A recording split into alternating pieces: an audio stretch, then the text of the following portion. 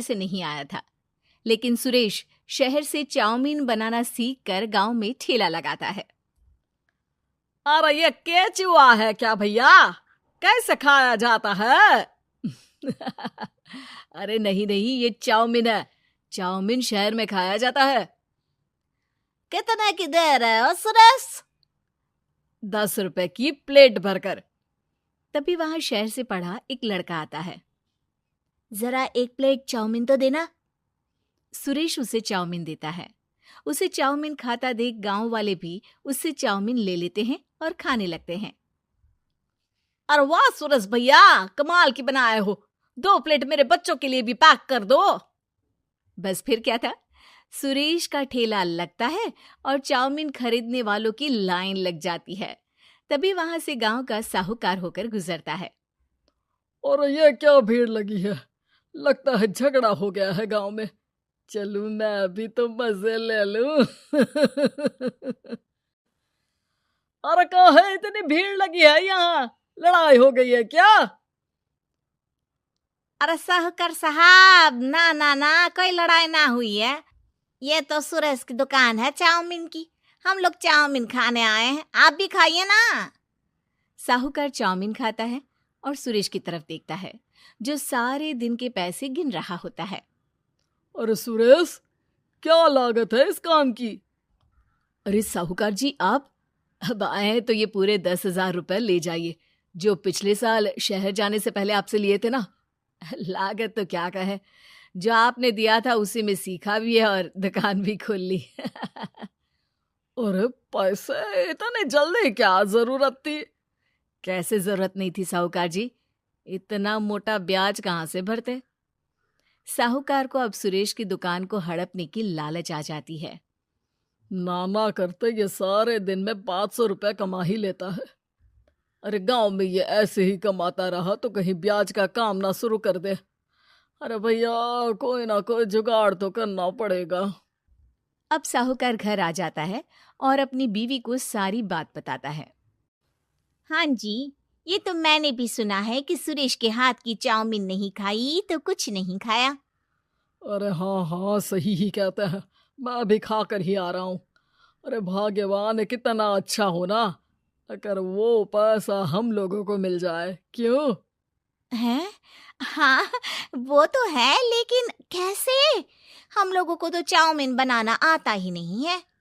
साहूकार और उसकी बीवी अब रोज चुपके से सुरेश के घर जाते हैं और खिड़की से उसे चाउमीन बनाते देखते। अब क्या था, दोनों को चाउमीन बनाना आ जाता है। फिर एक रोज, और सुरेंद्र, तुझे साहूकारनी ने बुलाया था। बोल रही थी कि बेटे के जन्मदिन में 10 किलो चाउमीन का ऑर्डर देना है। बना दोगे ना? अरे हाँ हाँ साहूकार जी, मैं जरूर बना दूंगा। कब देना है घर में 10 किलो चाउमीन? अरे वो तो तू घर आकर बता कर लेना, मैं नहीं बता पाऊंगा। ठीक है, शाम को काम निपटा कर आ जाता हूँ। सुरेश साहूकार के घर जाता है, लेकिन वहां मियाँ बीवी मिलकर उसे बंधक बना लेते हैं। अरे मुझे क्यों बांध रखा है? मुझे छोड़ दो। आज से तेरा ठेला मैं लगाऊंगा और बहुत सारे पैसे कमाऊंगा। साहूकार एक आदमी को सुरेश की निगरानी में लगा देता है और वहां से चला जाता है। अगले दिन, अरे साहूकार जी, आप कब से चाउमीन बेचने लगे? और अपना ये सुरेश कहाँ गया? अरे वो तो शहर गया है, उसका कोई काम निकल आया था। बोल रहा था कि जब तक वो ना आए तब तक मैं ही उसके ठेले का काम कर दूं। पैसे भी तो बहुत उधार ले रखे थे उसने। लगता है कर्जा भरने के डर से भाग गया है। अरे पर वो तो बोल रहा था कि उसने सारा कर्जा उतार दिया है, और वो क्यों भागेगा? इतना तो कमा रहा था। अरे मुझे क्या पता। अरे चाउमीन खाना है तो बोलो, नहीं तो भागो यहाँ से। अरे हाँ हाँ, दे दो दे दो। अब तो चाउमीन खाना पूरे गांव के लोगों के लिए आदत ही बन गया है। ना खाओ तो नींद ना आए। हाँ हाँ, तो लो और निकालो 50 रुपए। 50 रुपए क्यों? सुरेंद्र तो 10 रुपए में देता था। अरे वो पागल था, मैं थोड़ी ना हूँ। गांव वाले, जिनको चाउमीन की लत लग गई थी, वो करते भी क्या? दे दो और ये लो 50 रुपए। लेकिन फिर साहूकार उन लोगों को प्लेट में थोड़ी सी चाउमीन रख देता है। अरे ये क्या, पैसे 5 गुना ज्यादा और चाउमीन है बस इतनी सी। अरे साहूकार साहब, भगवान से तो डरो। बस फिर क्या था, साहूकार की मन मर्जी चलने लग जाती है और गांव वाले करते भी क्या।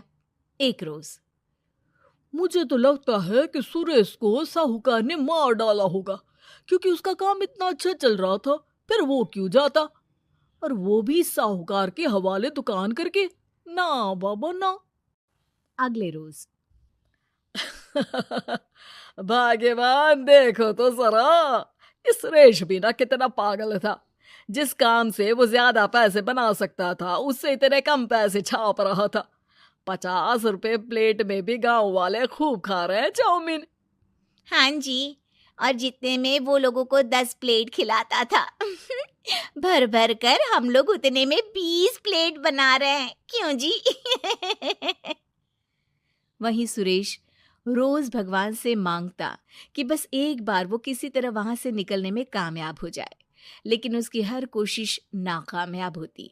फिर एक दिन, अरे भाग्यवान, ऐसा कुछ करो कि चाउमीन बनाने का खर्चा आधा हो जाए, जिससे हम लोगों को और मुनाफा हो। ना जी, मुझे तो कोई तरकीब ना सूझ रही। अरे सुनो, एक काम करते हैं, चाउमीन बनाने में जो सब्जी लगती है वो मंडी में लेने तुम देर रात चली जाना। तब तक वो सारी सड़ी गली सब्जी जो दुकानदार वहीं फेंक जाते हैं, वो उठा कर ले आना फ्री में। अरे वाह जी वाह, आप तो बहुत समझदार हैं जी। बीवी वैसा ही करती है, लेकिन अब लोग चाउमीन खाते तो मुंह बनाकर। फिर एक बार, अरे राम राम राम, ये पेट में दर्द काहे हो रहा है? आई, आई, आई, आई, आई। हाय रे हाय, मेरा भी पेट दर्द के मारे फटा जा रहा है। सभी को शक हो जाता है कि उन लोगों को चाउमीन खाने से ही ये बीमारी हो गई है। वहीं दूसरी तरफ जो आदमी सुरेश की निगरानी कर रहा था, वो सो रहा होता है और मौका देखकर सुरेश वहां से भाग जाता है। सुरेश गांव वालों के पास जाकर उन्हें सब कुछ बता देता है। बस अब क्या था, साहूकार के घर पुलिस पहुंच जाती है। चलो, तुमने गांव के लोगों को खराब सब्जी वाली चाउमीन खिलाकर बीमार किया और सुरेश को बंधक बनाया। तुम्हें इसीलिए हम गिरफ्तार कर रहे हैं। साहूकार को पुलिस ले जाती है और फिर अगले दिन से सुरेश का ठेला गांव के बाजार में लग जाता है, जहां अब पहले से ज्यादा भीड़ होती है।